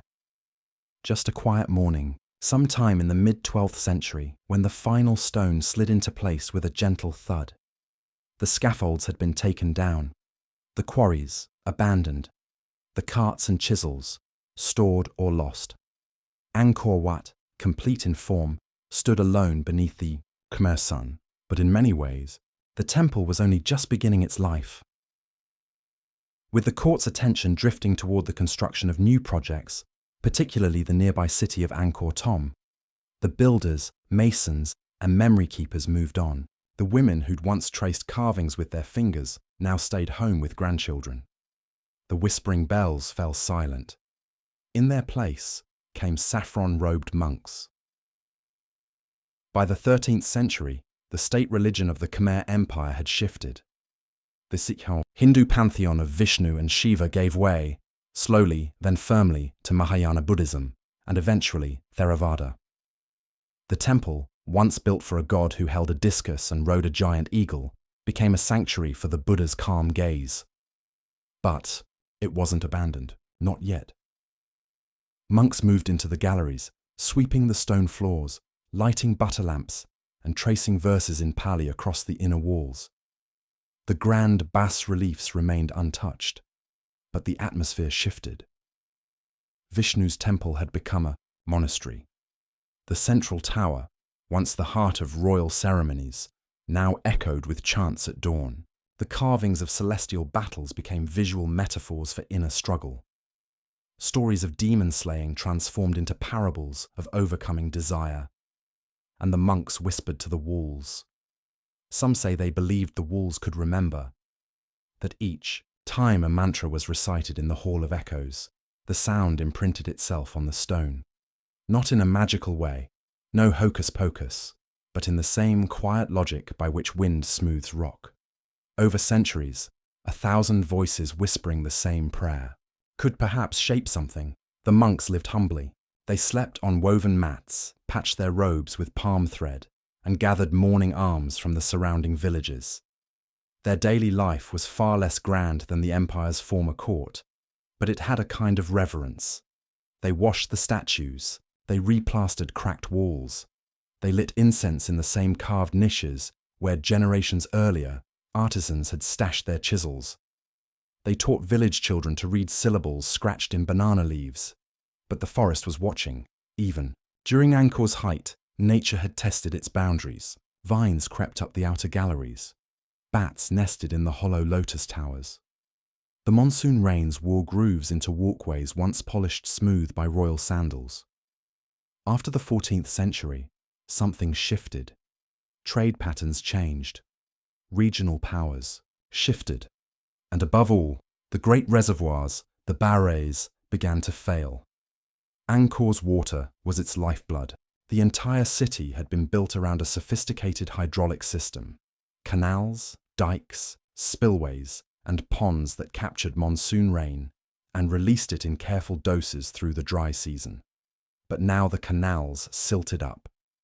Earthquakes disrupted the delicate gradient flows, and without water, rice yields fell. Families left first, seeking more fertile fields along the Mekong. Then came the courtiers. Then, over time, the kings. The monks stayed longest. They continued chanting under collapsing roofs. They patched temple doors with bamboo. They watched as banyan roots split stone staircases and termites chewed through their scroll cases. And finally, they too trickled away. By the 1600s, Angkor Wat was no longer the beating heart of a great empire. It had become a mythic place, visited only by pilgrims and the occasional brave traveller. The roads in were overgrown, the jungle murmured at the walls, but the temple itself refused to fall. Even wrapped in vines and shadow, Angkor stood. Unlike many other sites in Southeast Asia, it had never been fully abandoned. Local villagers cared for it as best they could. A small community of monks returned. They cleared a path, kept the inner sanctuary swept, and taught curious children how to trace lotus petals with their fingers. Then came the foreigners. In the 19th century, French explorers and scholars, stunned by rumours of a lost city, ventured into the Cambodian jungle. They hacked through undergrowth, crossed leech-filled swamps, and emerged to find the towers of Angkor Wat rising silently from the mist. They were astounded, but also confused. Who had built this place? Why here? And how had it endured? They measured, sketched, photographed. They wrote florid accounts in Parisian journals, calling the site a monument of vanished majesty. But the villagers were never confused. They had known the temple all along. It was simply there. In the decades that followed, Angkor became an object of fascination and debate. Restoration projects began, first cautious, then increasingly aggressive. Stones were numbered, catalogued, and moved. Galleries were reassembled like jigsaw puzzles. Missing sculptures were replaced with replicas. But something curious happened. As engineers studied the structure, its load-bearing stones, its drainage channels, its hidden balancing acts, they realized that Angkor's endurance wasn't luck. It was intention. The sandstone blocks had been laid on beds of compacted laterite, chosen for its water-absorbing properties. Roof angles had been calculated to shed monsoon rain just far enough from the foundation. Columns had been spaced not only for beauty, but for weight distribution. The layout even took into account thermal expansion, allowing the temple to breathe as temperatures rose and fell. In short, the masons had built something meant to last. And in some ways, even the jungle's return had helped. Vines shaded walls from harsh sun. Humid air, while damaging to wood, helped preserve certain carvings by keeping the stone from cracking. Bats and insects nested, but they also scared off looters. Angkor didn't resist nature. It coexisted, and so the temple survived not because It defied time, but because it embraced it. Inch by inch, vine by vine, whisper by whisper. Today, millions walk its corridors each year. They photograph the apsaras. They climb the steep central stairs. They marvel at the carvings of battles and gods. But few notice the little things. The faint outline of a repair stone in a gallery wall. The subtle echo that still bounces under.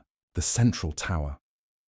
The tiny, weathered bell tucked into a half-hidden niche, cracked, its silk clapper long gone.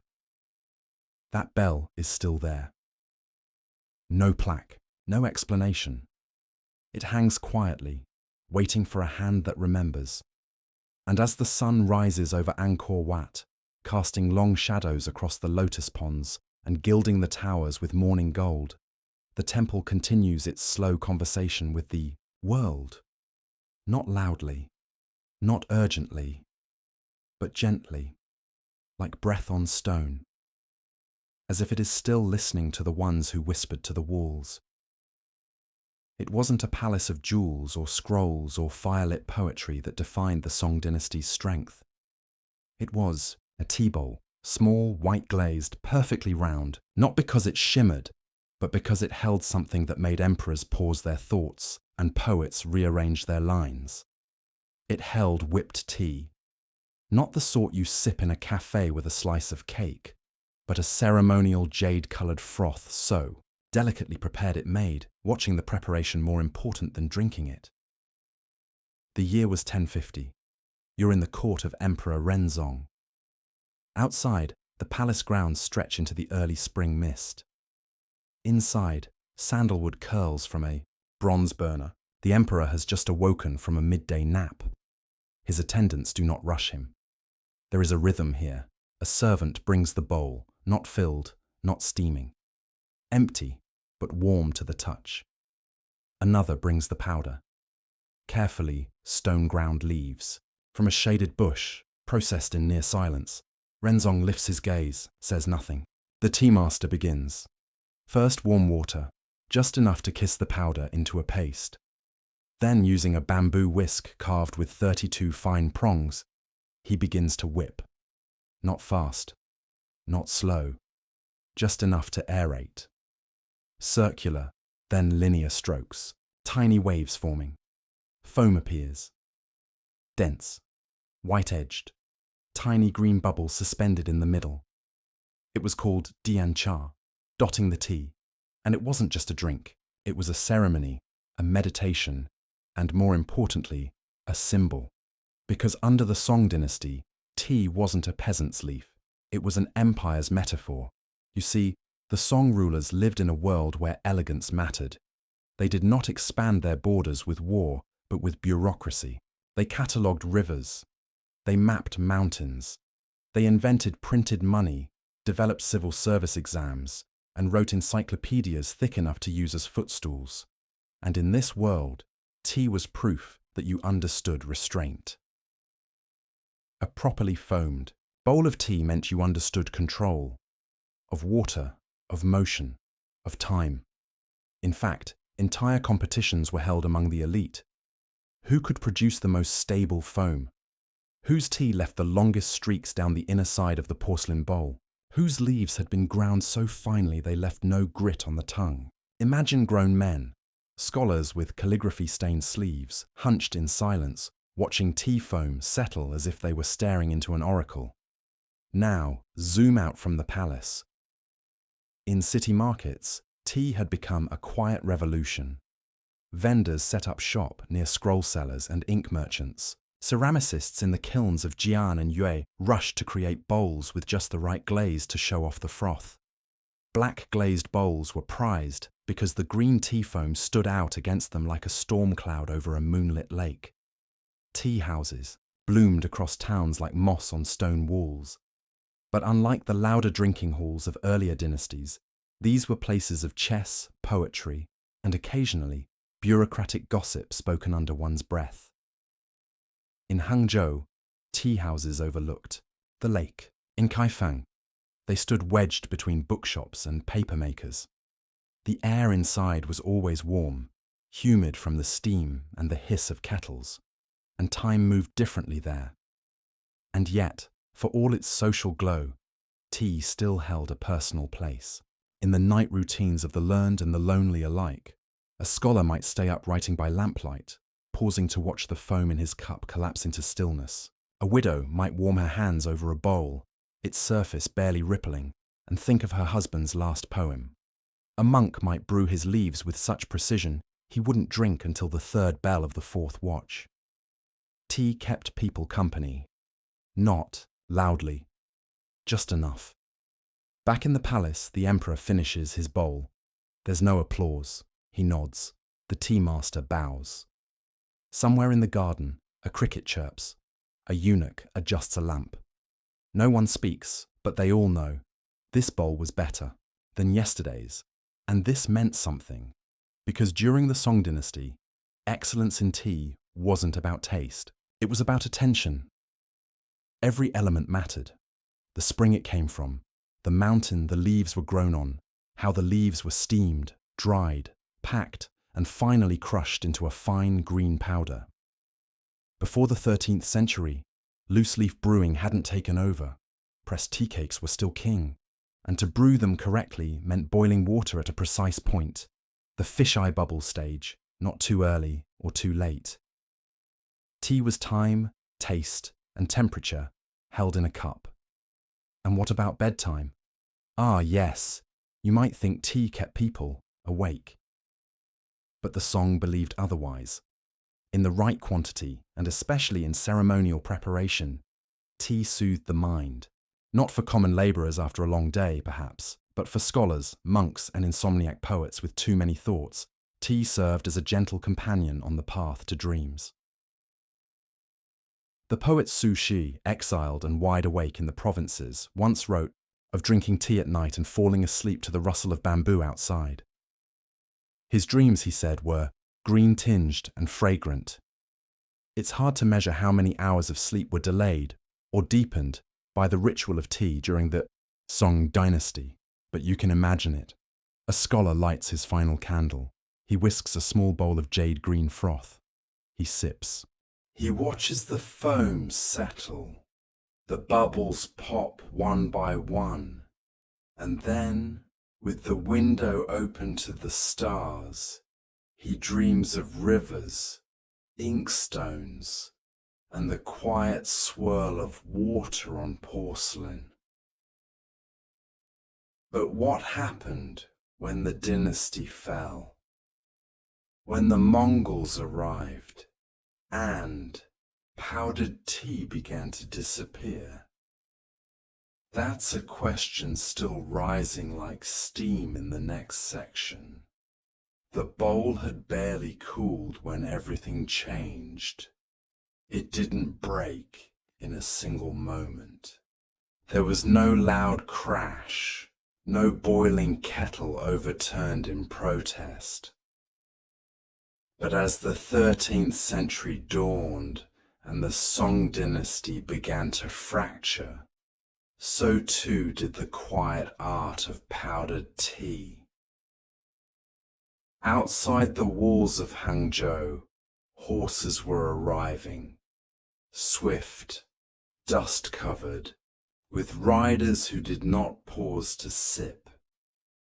They rode not for foam or fragrance, but for conquest.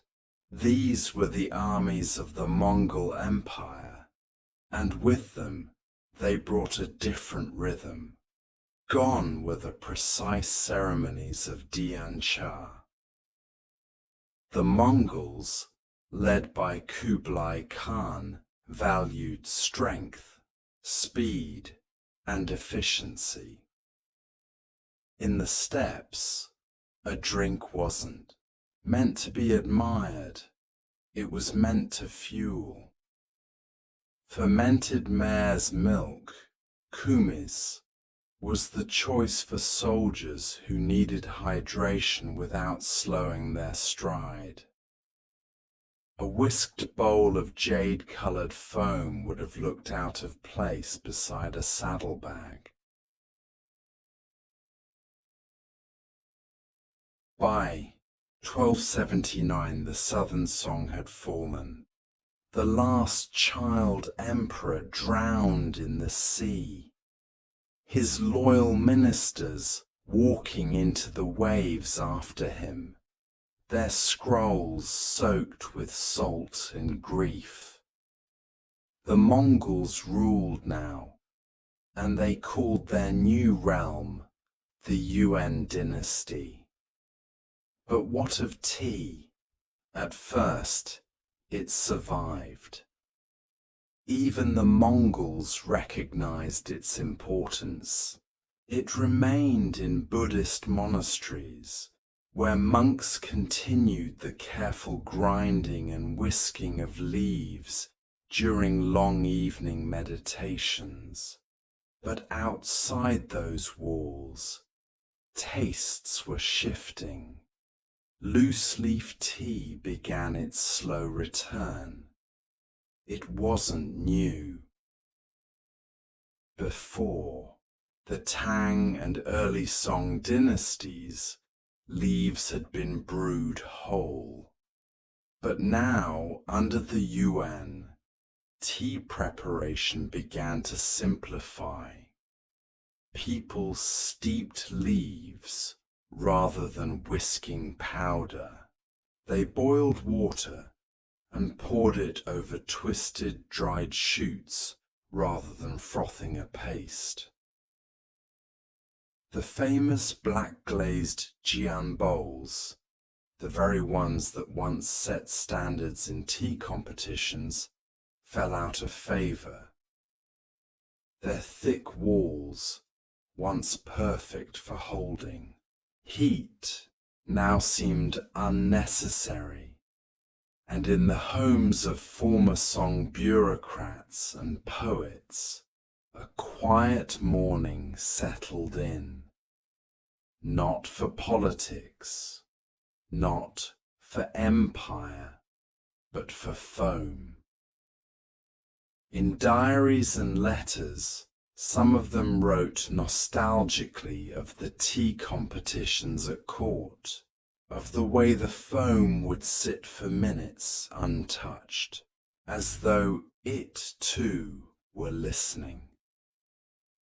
One scholar, living under Mongol rule in retirement, wrote, "These new cups are too light, the tea too clear.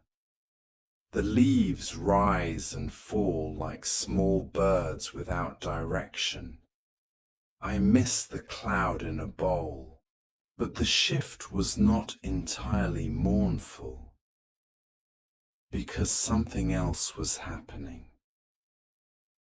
As the empire grew, and with it, trade routes stretched across Central Asia, tea traveled.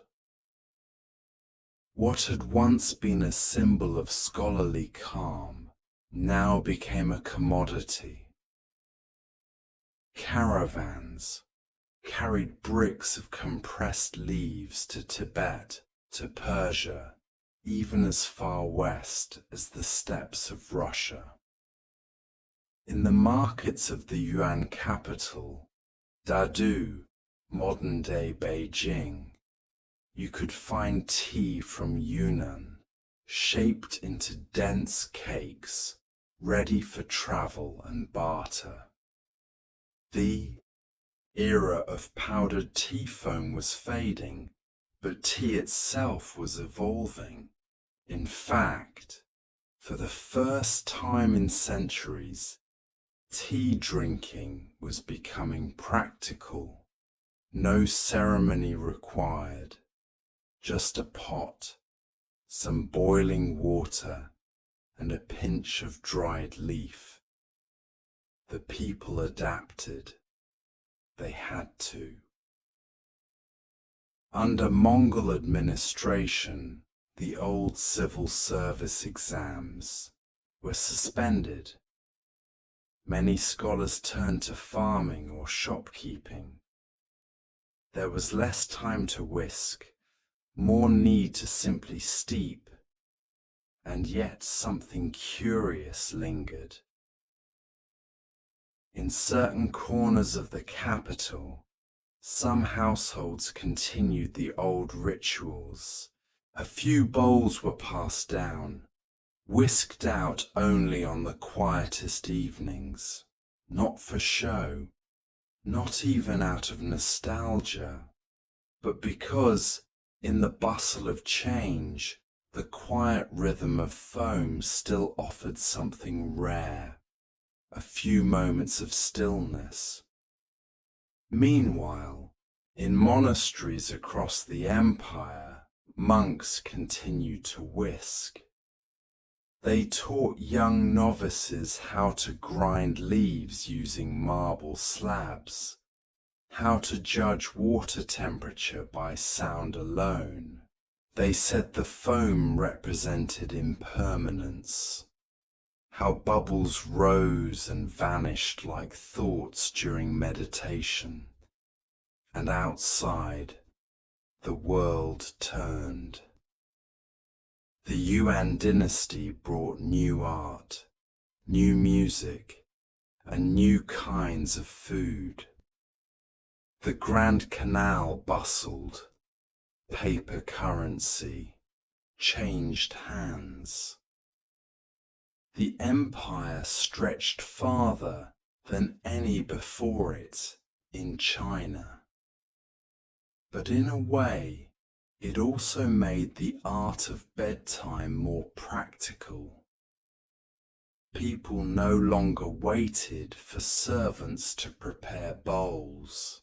They boiled water themselves, added leaves, and drank while mending shoes, copying poems, or whispering to a drowsy child. Tea became simpler, quicker, but still, it was there. In the evenings, as the lamps dimmed, the scent of steam curled through homes, not whipped, not foamed, just steeped. And while it didn't produce the creamy jade froth of old, it offered warmth, predictability, routine. In the steppes, Mongol herders drank their own fermented brews. In the cities, Chinese citizens steeped leaves in ceramic pots. And across both worlds, tea became part of sleep once again. Only now, bedtime didn't include a competition. There was no measuring the height of foam or the evenness of bubbles. There was just the scent, the cup, and the slow, sleepy pause before laying down. But would the art of whisked tea ever return? Could it survive beyond the bowls and brushes of Buddhist monks? That question lingers like mist over an old ceramic kiln, waiting to be answered in the final section. In the quiet centuries that followed the Mongol reign, a strange thing happened. While the powdered tea rituals of the Song had all but disappeared from everyday life, they never fully died. Instead, they went underground, like a stream that vanishes beneath the rocks, only to surface again, miles later, with a quieter voice. The Ming dynasty came next, beginning in the late 14th century. It was a return to Han Chinese rule, and with it came sweeping changes. Officials reorganized the court, rebuilt walls, and reimagined bureaucracy. But when it came to tea, they didn't look backward. In fact, Emperor Hongwu, the dynasty's founder, officially banned the production of powdered tea bricks that had once defined the song. His reasons were many. Powdered tea had become too closely associated with the elite. It was, in his eyes, ceremonial excess. He preferred loose-leaf infusions, poured from simple teapots, over the elaborate pageantry of whisked foam and lacquered bowls. And so, powdered tea was relegated to the past, or almost, because culture never erases itself cleanly.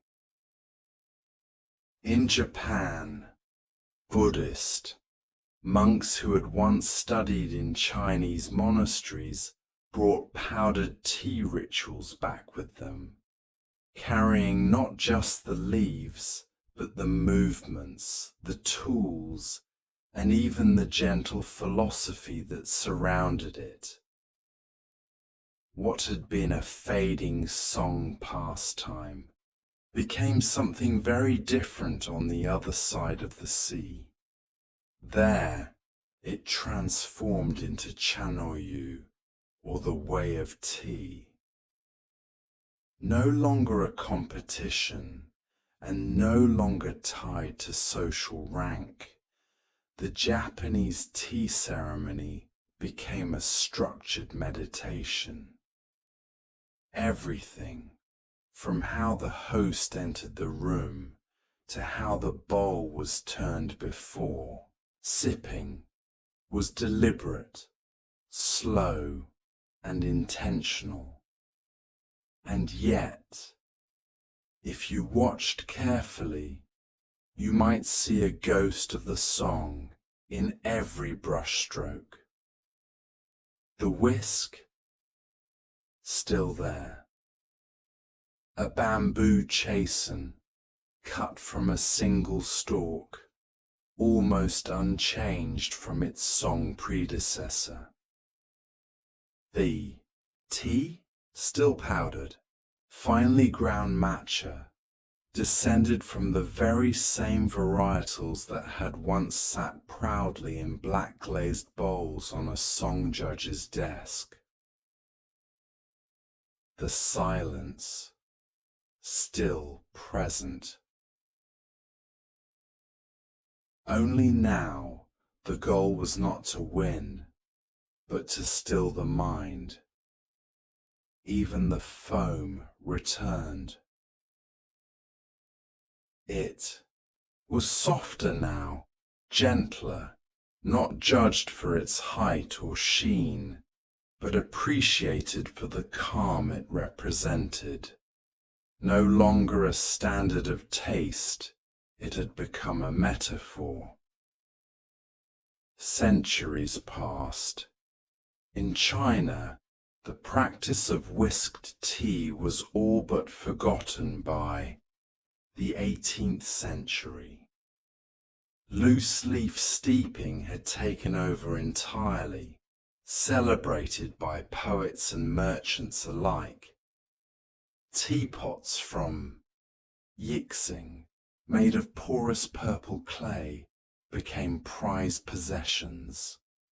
Entire schools of tea appreciation developed around the steeping process, the water's mineral content, and the shape of spouts. And yet, fragments of the old ways remained. Occasionally, an antique gin bowl would surface in a dusty storage trunk. A whisk, moth-bitten and brittle, might sit in the corner of an ancestral altar. In rare cases, elderly monks still taught the steps of powdered tea preparation to students who asked, not because they expected the tradition to return, but because, Something about it felt worth preserving, like a lullaby sung in a language no longer spoken. Then came the 20th century. China, like much of the world, reeled from wars, revolutions, and reforms. Tea continued to evolve. It was industrialized, packaged, exported. Tea bags, invented in the West, made their way into global kitchens. Milk tea took root in Taiwan. Iced teas became a staple in America, and powdered tea gone from everyday conversation. Except in Japan, where matcha became not only a ceremonial drink, but a commercial product, appearing in pastries, lattes, and candy bars. Yet the original soul of the ritual still lived on in Chashitsu, tiny tea rooms designed to eliminate all distractions except steam, silence, and the soft sound of bamboo scraping ceramic. In a way, the song tradition never vanished. It just found a quieter place to rest. But here's where the story takes an unexpected turn. In the early 21st century, somewhere between health trends and internet nostalgia, powdered tea made a strange comeback. People began to rediscover matcha, not for its meditative value at first, but for its antioxidants. Suddenly, social media feeds were full of electric green lattes, frothy and vibrant. Tutorials on how to whisk the perfect foam popped up, not from monks or scholars, but from lifestyle bloggers. Most of them didn't know about the song competitions. They hadn't read the dusty poetry that mourned jade bubbles. But the motions returned all the same. Bamboo whisks, modern chasen, reappeared in kitchens. Ceramic bowls were sold online. And people, once again, began to appreciate the tiny pleasure of watching a cloud form in a cup. The foam, long thought gone, floated back into daily life. And in a handful of Chinese tea houses, mostly in Hangzhou, where it all began, some tea masters quietly reintroduced Dian Cha for curious guests, not as a novelty, but as a small gesture of memory, to show that history, like tea, often comes full circle. Some evenings, a visitor might sit in one of those shops, sipping a pale green bowl with a gentle cap of bubbles, and wonder if centuries of thought and sleep had swirled into this moment. They might ask, did emperors really compete over this? And the tea master might smile, give a single whisked stroke to smooth the foam, and answer, only if they wanted to sleep well afterward. In the end, the story of powdered tea isn't about empires or trends. It's about bedtime. About how people, for over 1,000 years, have searched for small rituals to slow the evening, for a bowl that warms the hand, for a taste that lingers, for a texture, smooth and calm, that helps the mind quiet itself before darkness. So tonight, as you lie down and drift, you might imagine it. A stone-walled kitchen in Song China, a pot heating gently over a charcoal brazier, a bowl in your palm, and a soft foam slowly settling. a bedtime forgotten by time, but never truly gone. And with that final thought, we leave the steam curling up into the past, carrying with it the foam, the silence, and the sleep that follows. In the heart of the Valley of Mexico, surrounded by mountains and ever-shifting weather, there once was a city that shimmered in the morning mist. Travelers arriving from the highland paths often paused in disbelief. Was this a mirage? A dream rising out of the lake? No, it was real. A city made of water and stone, causeways and canals, drifting boats and drifting clouds. Tenochtitlan, it was the capital of the Aztec Empire, founded in the early 14th century on a marshy island in Lake Texcoco. Its streets were waterways, its neighborhoods floating inlets of ordered earth, and all around it, cradling its edges, were long green strips of fertile land that didn't seem attached to anything solid at all. These were chinampas, the floating farms. They looked like rafts at first glance, narrow plots of land sprouting with maize, beans, squash, and flowers drifting gently on the surface of the water. But they didn't float, not exactly. Beneath their fertile surface was a structure both simple and ingenious. Aztec farmers, chinampanecas they were called, wove together reeds and branches into mats. These were anchored into the lake bed using long stakes driven deep into the mud.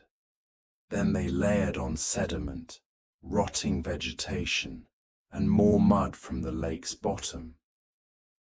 Over time, this built up into small artificial islands, narrow and rectangular, often just a few meters wide but stretching for hundreds of feet. Between them flowed canals wide enough for canoes. From the air, if you could have flown, you'd have seen a checkerboard of green. Farms lined with willow trees at the borders, mirrored in the quiet lake. It was, in effect, an aquatic quilt, and it fed a city of over 200,000 people. Even more remarkably, this system wasn't actually invented by the Aztecs. They inherited it. Centuries before the Mexica people, whom we now call the Aztecs, arrived in the valley, earlier cultures had experimented with similar farming methods. The Xochimilca people in particular, settled in the southern lake regions, had been building chinampas for generations. The Aztecs, when they arrived around 1325, were newcomers to the valley, politically weaker and in search of a home. Legend says they chose their site after spotting an eagle perched on a cactus, devouring a snake, an omen they believed. But it wasn't just myth that guided them, it was necessity. Much of the good farmland was already taken. The remaining land was marshy and hard to cultivate by conventional means. So they learned from their neighbors and then improved upon it. They expanded the chinampa system with engineering precision. They stabilized the islands with stone and anchored them with ahuejote trees, native willows with roots that gripped deep and grew tall. They managed water levels using sluice gates and canals. They scheduled planting and fertilizing with astronomical accuracy. Most of all, they turned waste into wealth. Silt dredged from the canals, rich in nutrients, was spread on top of the chinampas regularly. Human waste, too, was processed and composted. Even fish bones, feathers, and bits of crushed insects found their way into the soil. Each chinampa was like a living creature, fed and tended with rhythmic care, and it worked. Yields from chinampa farming were astoundingly high. Some estimates suggest they could harvest multiple crops per year. This productivity supported not only the urban sprawl of Tenochtitlan, but a complex network of markets, temples, and trade. So while Europe battled cold seasons and crop failures in the 14th century, Aztec gardeners in the Valley of Mexico were pushing canoes between islands of abundance, humming to themselves beneath the willows.